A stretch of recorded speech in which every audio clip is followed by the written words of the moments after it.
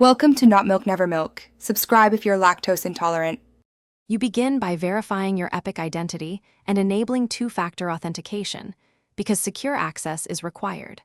Once done, install Unreal Engine and the Epic Games Launcher and sign in with the same Epic ID to sync permissions.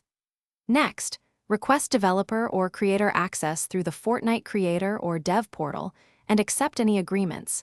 This grants the API keys and project slots you need. Make sure to save credentials securely and record the API/client ID. You will need them in the next step. Now you configure a project.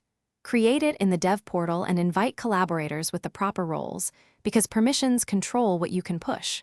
Then generate API keys and an OAuth client ID/secret. Copy them into a secure vault and set redirect URIs used for token exchange. In Unreal, create build targets and link the project to your Epic project ID, defining platform, signing certificates, and distribution channels so builds deploy cleanly. Test a local build to validate the keys and settings before publishing. Finally, deploy a staged build to a test channel and run QA with telemetry enabled so you can verify behavior under real conditions. Use sandbox or developer accounts to reproduce issues.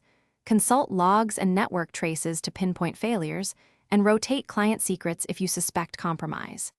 If you hit blocks, make sure roles and OAuth scopes match the needed permissions, check API rate limits, and read the Epic console error codes for guidance.